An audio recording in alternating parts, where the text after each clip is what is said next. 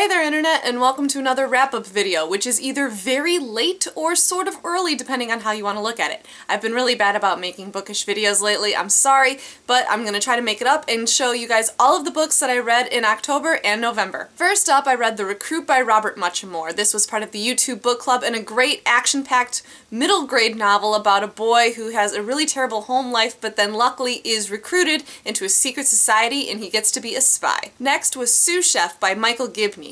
This was about 24 hours in the life of a sous chef in a New York kitchen. It's one of those things where being a chef is a popular sort of trope in movies and TV shows, and it was really interesting to see what that life is actually like. I also read Illusions of Fate by Kiersten White. This was sort of a historical paranormal novel, definitely unlike Kiersten's other works. This was an interesting sort of twist in that she made up her own country, the protagonist was a woman of color, and she finds herself in a situation that she never could have imagined. A definite departure from my usual reading choices was Poisoned Apples, Poems for You, My Pretty, by Christine Hepperman. These were a collection of 50 sort of feminist fairy tale inspired poems. I'm not usually the hugest fan of poetry, but I really did enjoy this collection, as did a few coworkers and students of mine at work. Even if you don't think you're a poetry person, I really highly recommend you check this one out. One book that I'm so happy that I now own, that I read, and that I was able to go to a tour stop for was Grace's Guide, The Art of Pretending to be a Grown-Up by Grace Helbig. This is one of those books where I found myself laughing reading it. Grace actually does have some really great advice in here for millennials like me about how to navigate this whole thing called adulthood. I was laughing out loud reading it, as did people that I've been sharing it with, and it has that kind of conversational feel like maybe Grace and I would have been friends in college or high school had we had any social skills back then. Moving into the fantasy realm, I read book 2 in the Throne of Glass series, Crown of Midnight.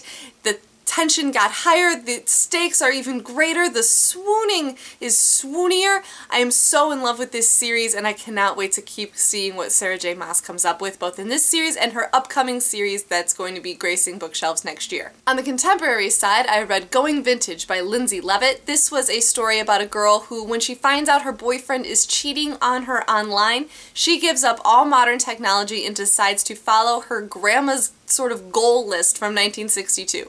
And from there, it gets a little wonky. Desperate for a little bit of Britain in my reading lately, I read Outlander by Diana Gabaldon. Honestly, not gonna lie, I read this book because I was seeing commercials for the TV show and was amazed. I was like, I need to read that thing. The book was really good. The TV show is awesome, a very faithful adaptation.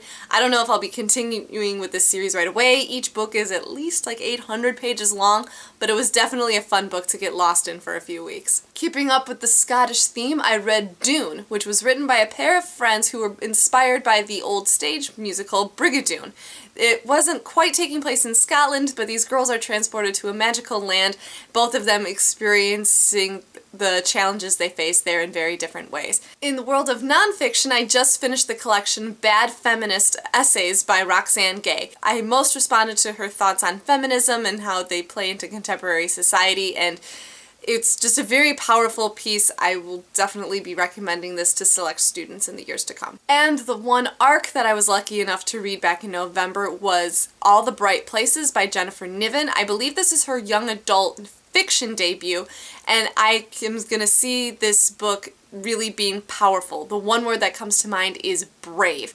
This is a book that I think will be joining the ranks of 13 Reasons Why, Goodbye Rebel Blue, and This Song Will Save Your Life, as probably well with The Fault in Our Stars. It gets into some really deep, powerful stuff, but this author does not shy away from those things, and I really appreciated her choices. And two books that I'm reading now that hopefully I'll be done with by the time the month ends is Stern Men by Elizabeth Gilbert, the first novel that was written by the woman who wrote Eat, Pray, Love. She wrote this many years before, and it takes place in this Maine fishing town. It's very interesting. It's kind of different, but I'm really enjoying it. And I'm also reading an arc of Josh Sundquist's upcoming memoir, We Should Hang Out Sometime, about his journey to find love, or at least a girlfriend. It's all the more satisfying to read this book knowing that he is now engaged to the love of his life, Ashley, but it is encouraging for an introvert, awkward person like me to see how he got to here and to sort of know that my own fumblings in my love life aren't necessarily unique.